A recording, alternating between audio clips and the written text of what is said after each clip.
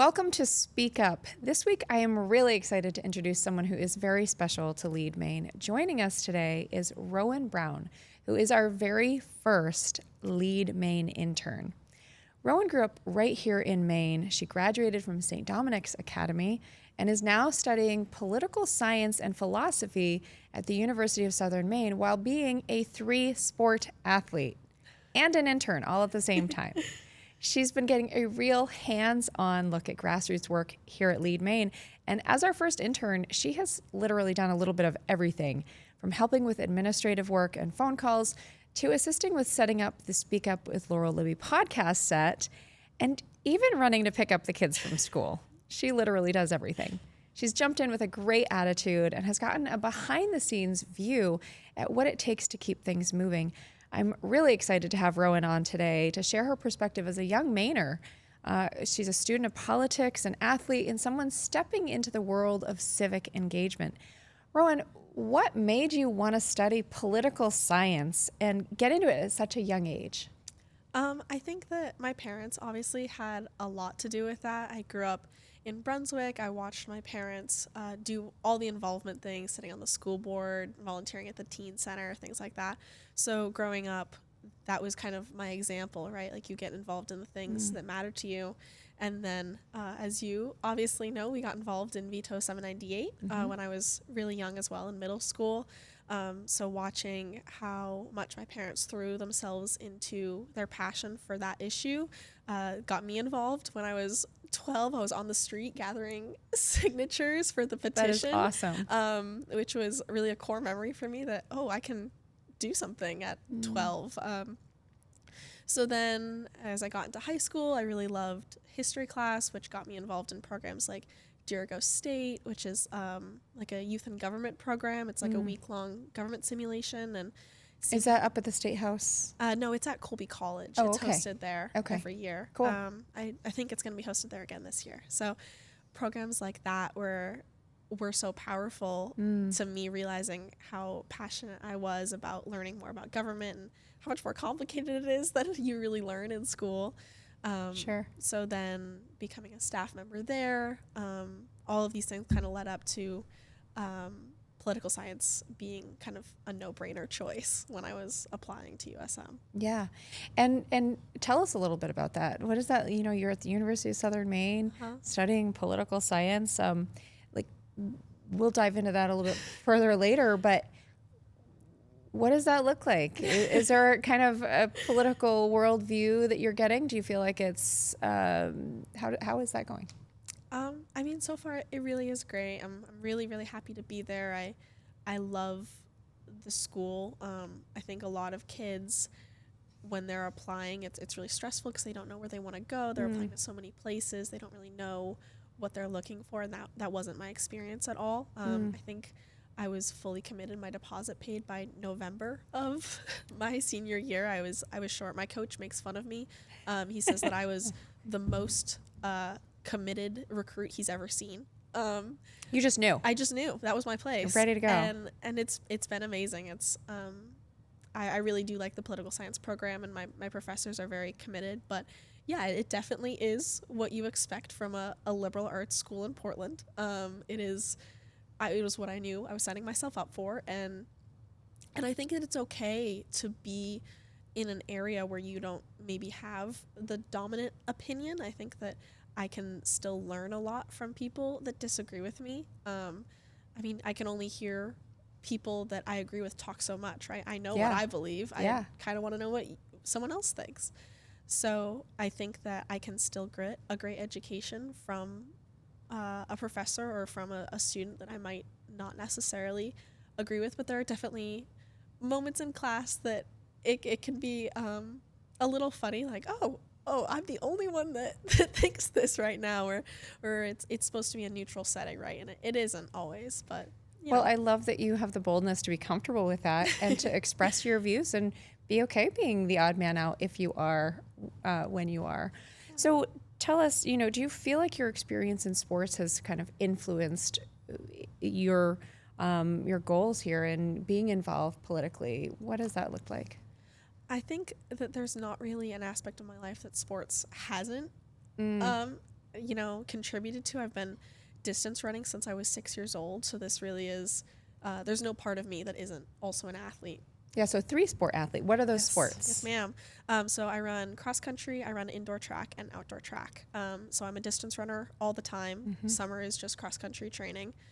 So there are typically about like 3 weeks a year that I'm not running. So they are 3 different sports, but it's the same training year long. Sure. It's the same team, same coaches.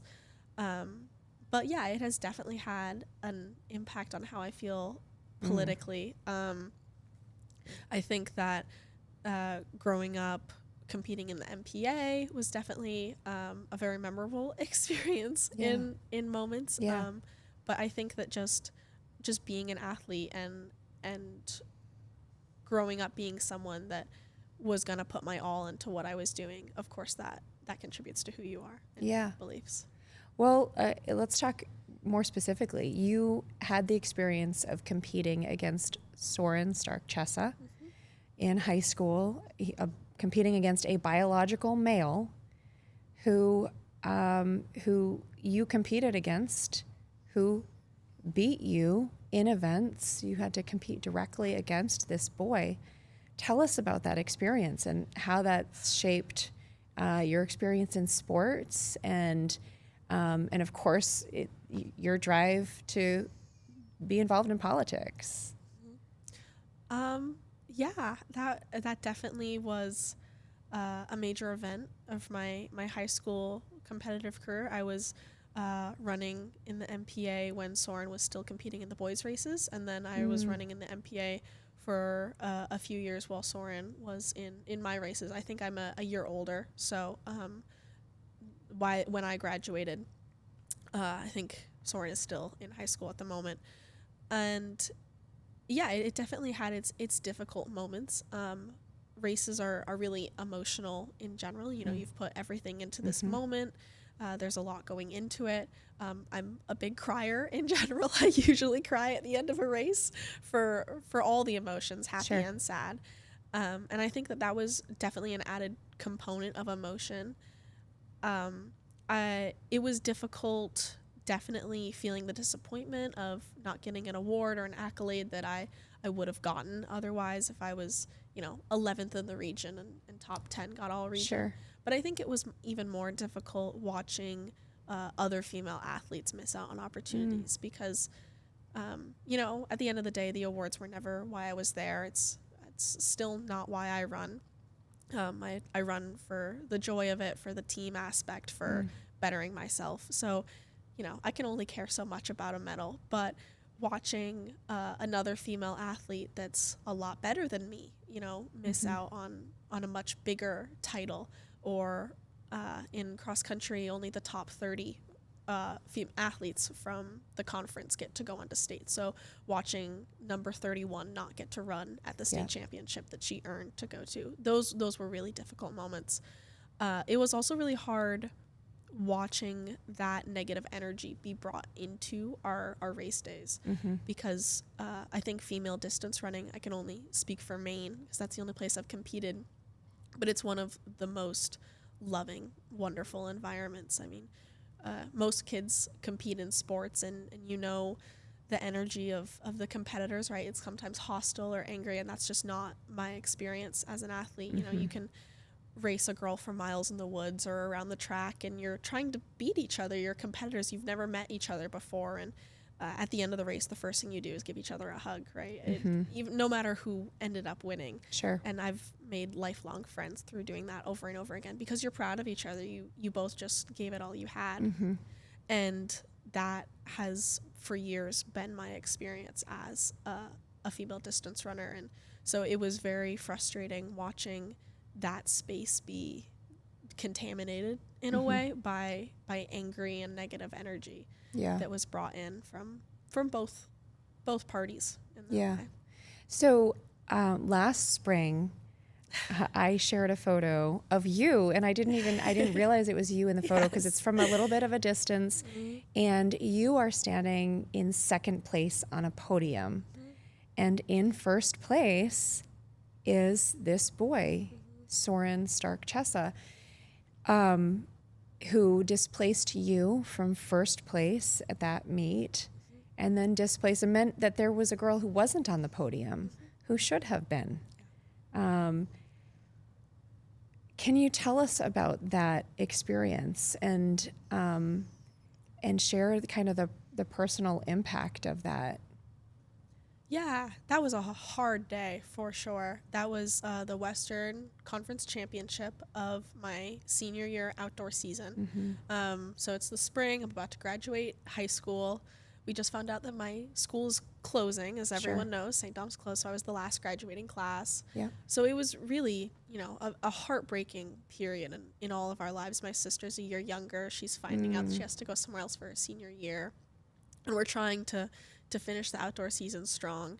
And so in where I competed, the conferences are the last meet before states. And because of some scheduling issues, I didn't end up getting to compete at states. So that was my last race in high school.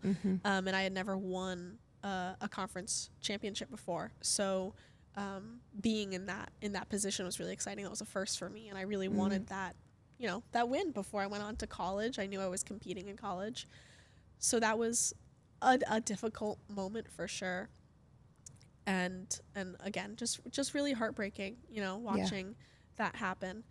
But it's also more complicated than, just anger and disappointment because, Soren is another athlete that I have a lot of respect for. That's another kid that loves running, that just wants to give it all they have. So it was also difficult for me as a captain, a senior on my team.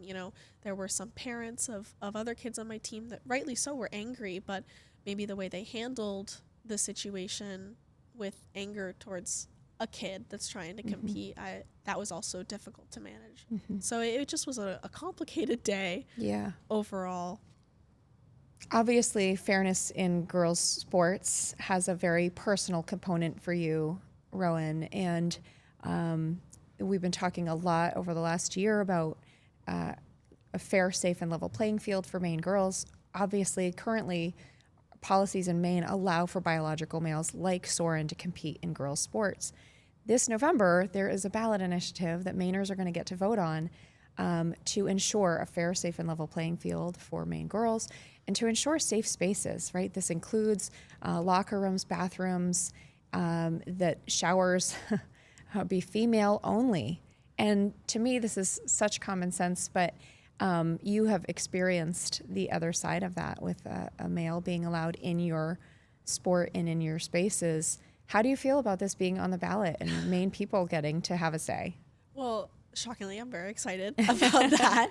I'm really looking forward to seeing that on the ballot and to voting on it as I'm finally of voting age. And yeah, I'm really excited to, as a Mainer, to feel like I have a little bit more of a voice on an issue that I feel very strongly about.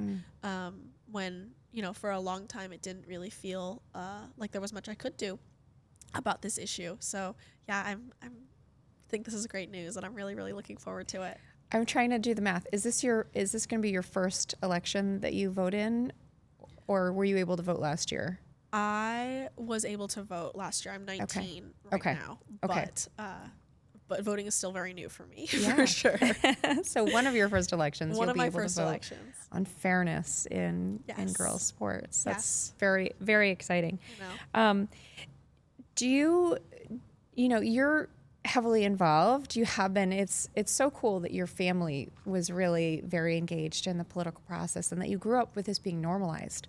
I want to see this civic engagement like that normalized for Maine families more globally. I think probably your family, maybe my family, is a little bit of an outlier where kids are involved at an early age and learning kind of the nuts and bolts. But what is that like when you're interacting with your peers who maybe haven't had as much experience in the political realm as you?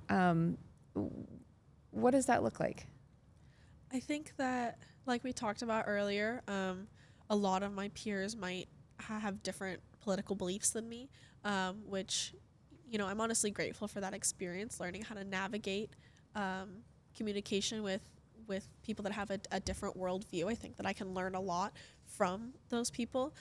I think that it's really common for kids my age to use social media as one of their main forms of news outlets or political commentary or just information in general. Okay, to be clear, I think that's just people these days. I think, people these days. People these days get their information from social media. Yeah. Overwhelmingly. And so, of course, you're seeing that with your peers. Absolutely. And it's something I've fallen victim to, of course, as well. As I've taken many political science classes recently, and that's a topic that I spend my time thinking about, it's really made me pause and, okay, why do I believe that? Do I think that just because I saw a bunch of videos of someone talking about it on the internet? Okay, let's do some more research. Let's really think about that issue. Let's talk to someone I know that's affected by that issue. And I think that the algorithms are geared and set to focus on the extremes. And I think that creates a lot more hate and false information, of course, and distrust for the other side, which is really just not very helpful, especially for young people that we don't really know what we're talking about in the grand scheme of things. So just being fed more propaganda and disrespect for another human being is going to be ultimately very unproductive. Is that a conversation that you find yourself having with your peers at college, whether they're in the political science major or not? I mean, we are all getting our information from different sources. From when I was growing up a long time ago, you had these very specific news sources, news outlets, and that was just the standard, right? And now we have social media, there's podcasts, there's so many different places where you can get information that people can pick and choose, really, where they're absorbing all of their facts. And so is that something that, you're thinking about this? Is this something that your peers are also thinking and talking about, kind of this digging into where do we get our information and how do we curate it?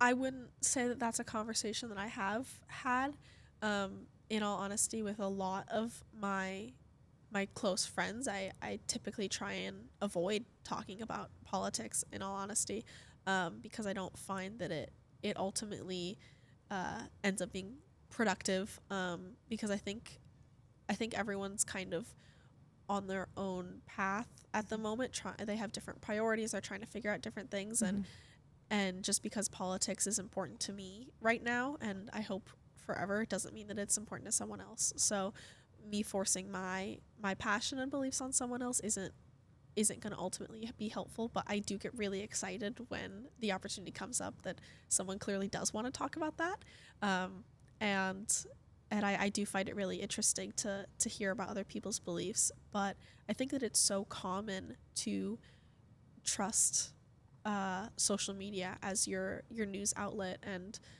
that random influencer as your favorite reporter, that it's not really questioned very much. Kind of tying in with that, do you think that there are kind of common misconceptions about politics that you find in your age bracket?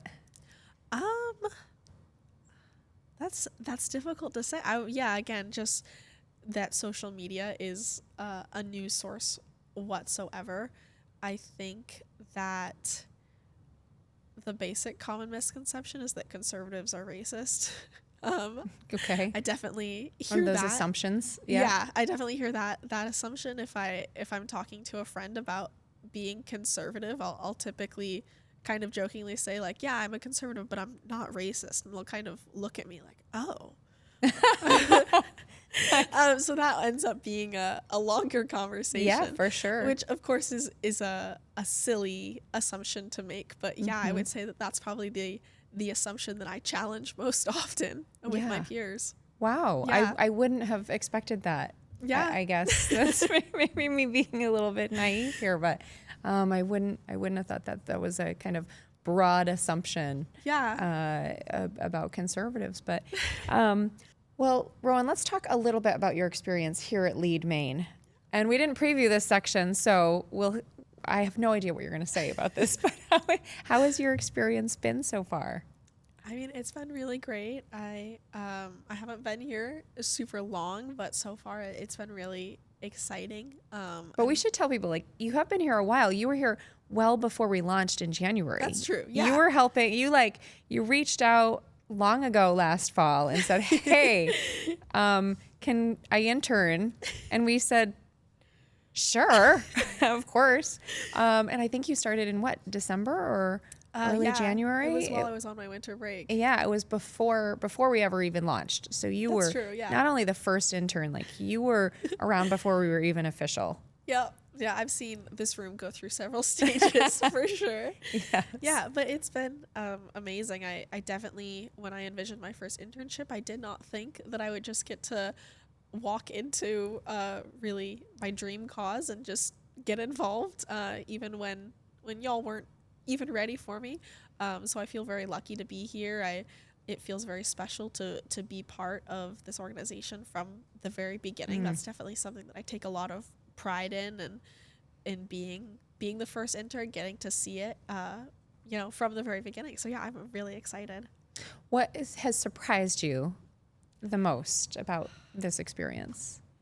I would probably say how many people there are supporting this cause. Not that I didn't think that it should be supported, of course, Sure. but obviously, like we talked about with where I am every day and the conversations that I have, I think it's really easy to feel like your opinion is the minority.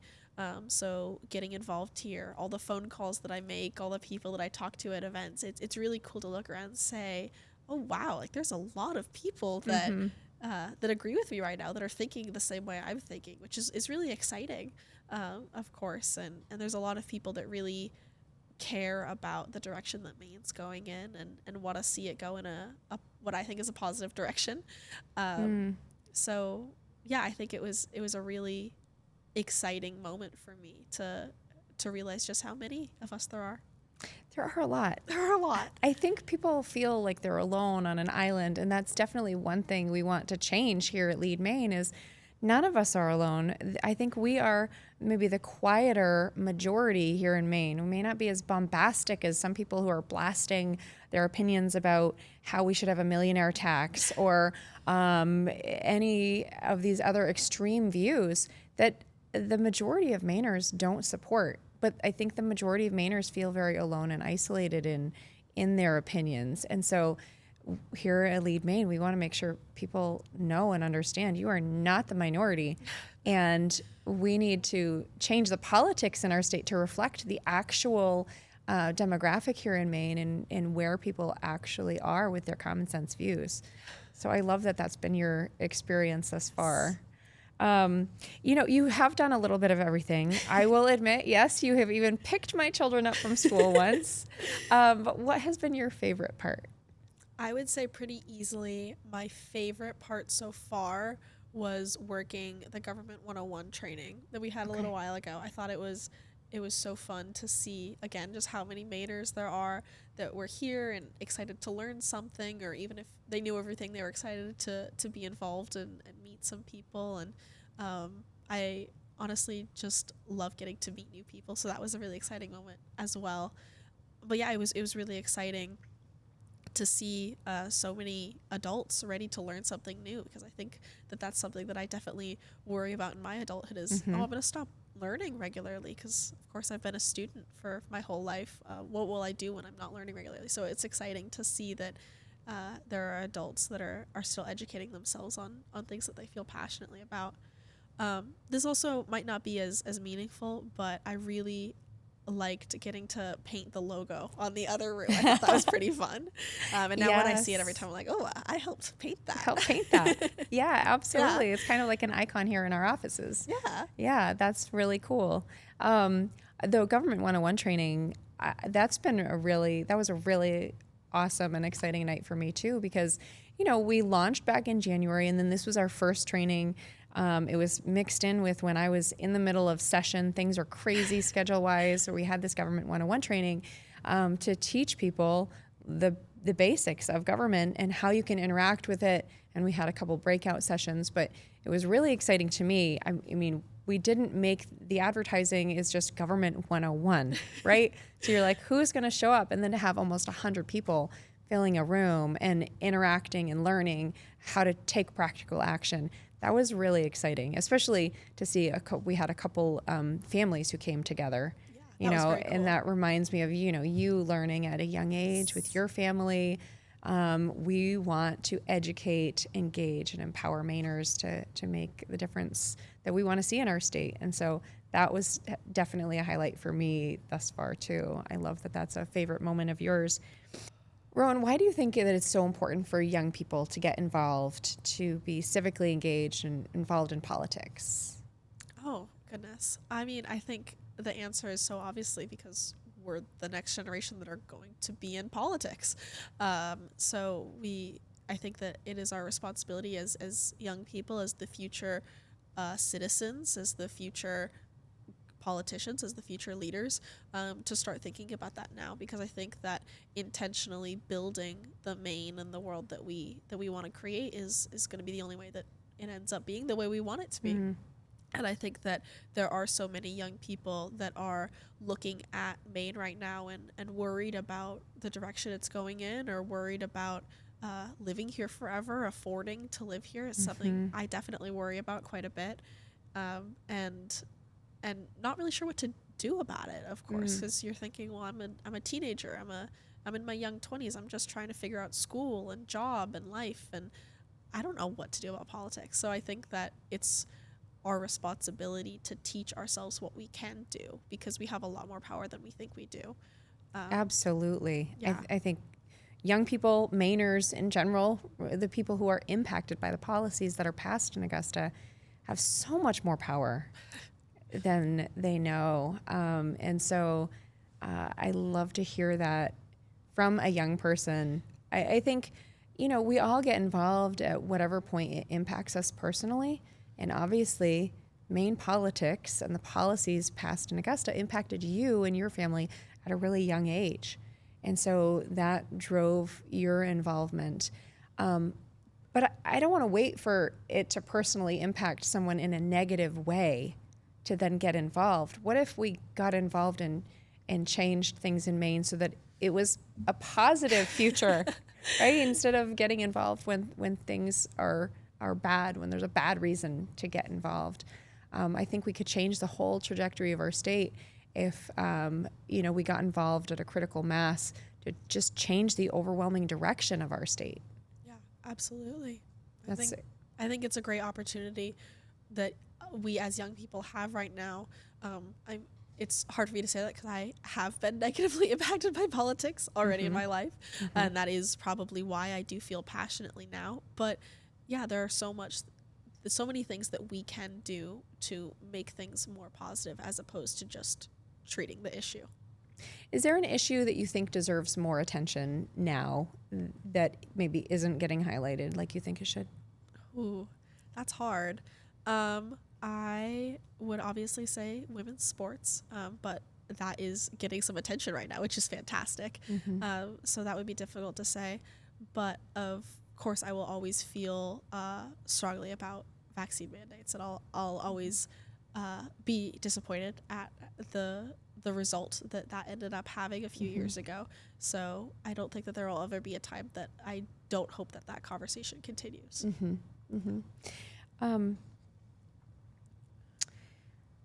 For other young people who are wondering how they could get involved or why they should get involved, what would your advice be to them? I would say, like we already talked about, just get off social media for politics. I know we're going to stay on it for everything else, but I've found that I am the least motivated, the least excited to be politically involved when I'm using social media as a news source. So by really focusing on other news outlets and just talking to real Mainers, talking to adults that are dealing with the world that feels so intimidating and so scary to us right now, I've really found the natural ways to get involved. And the more involved you are, the more opportunities show up. There are so many little programs and organizations that I've really grown my involvement in over the past year just by kind of paying attention and putting some effort in to become a part of something, even if I don't really feel like I have the time to. Yeah. So all the little emails that come in that you think, oh, I don't have the time to look into that, and you probably do, and it's probably going to end up being really meaningful. And there are so many things that I almost passed up on that now are huge impacts on my life that I'm so grateful to be a part of, and I wouldn't change for the world. Yeah. I think sometimes people go like, how can I get involved? It's so overwhelming. And so where do I even start with getting involved? Yeah. It can be really intimidating. And over this month, there's an opportunity for folks to weigh in on the girls' sports issue. Yes, there is. Right? So Secretary of State Shanna Bellows came out with the question. She has the authority to write what that ballot question should look like. And that ballot question is really poorly worded, and in my opinion, it is unclear. It highlights aspects that are really not the main thrust of the question, and it really doesn't highlight that this will protect Maine girls, ensure a fair, safe, and level playing field, and dedicated private spaces. And so Maine people have the opportunity to weigh in on that, to provide comment to the Secretary of State. And what do you think about that? I mean, that's such a simple way that people can make their voices heard. It's kind of like, we want to start this snowball. One just like really small little action you can take is to comment on this question. Yeah, that would be exactly what I said. Is what I'd say is any of the young people that I do know that do agree with how I feel, how you feel about this issue, that don't really feel like they know a way to make their voices heard, this would be a great place to start. Mm-hmm. And I think they'd be surprised how quickly that will snowball and make a difference. And I think it's a lot easier than we think it is. I think we were talking right before this about how I want to leave a comment and I haven't gotten around to it yet. And that's okay. You have until May 7th. I have until May 7th. And we were talking about how I don't even have to write one. I can just click on the link, and there are recommended comments. Yeah, right we'll there, make sure that we have the link in the comments on the podcast, but Perfect. It is leadmaine.com/protectgirlssports. And so, yeah, it's such a simple way for folks to make their voice heard, dip their toe into issue advocacy, and take action. And who knows, one thing may lead to another, and greater involvement. Someday you're an intern, right? Yeah. Someday they might be interns. They don't even see it coming. So to wrap up, if there was one issue in Maine, I know we've talked about a couple of issues, but if there was one thing in Maine that you could change right now, what would that be? Oh, goodness. One issue? Yeah, one issue, one policy, one thing. I would say one overall issue is just Mainers having more respect for other Mainers. And I really like to think that most Mainers have the goal of making their home state a better place, and that we might just have different ideas or ways of going about solving that issue. Civility would be my goal. I know that's not maybe a specific ballot question, but it definitely is something that I feel very strongly about. And I think that by starting with civility, politics would be a lot less intimidating, and people would maybe feel more comfortable sharing their opinions and having these conversations. And I think that having those conversations in a civil and respectful manner would be the best way to get young people involved, right? Because if they're not scared to talk about what they think, if they're not scared to ask a question like, well, that doesn't make sense, without being insulted or name called or shamed for their beliefs, I think that young people would be a lot more likely to feel passionately and to want to make a change. So I think that that's the first step is focusing on civility and respect for someone, even if you don't agree with their opinion. Yeah, I think that's so important. And I think back to an earlier time when people used to sit out on their porches and, chat with each other as they'd go about an evening walk or something.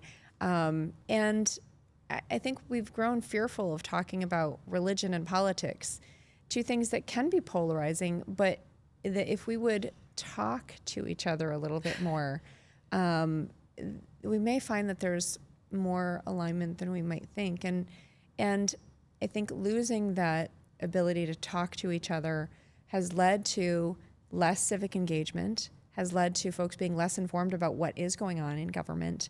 Rohen, thank you so much for being our first intern, for all of the work that you've done with Lead Maine. We are excited, of course, for your internship to continue. Lots more to come. But thank you. It has been wonderful to have you on, and we're so thankful to have you on Speak Up today. Folks, if you have not subscribed, please do so on YouTube. Subscribe at Speak Up with Laurel Libby. You can also find us on Apple Podcasts and Spotify. And subscribe today to make sure that you don't miss any of our future episodes. Thanks so much for tuning in.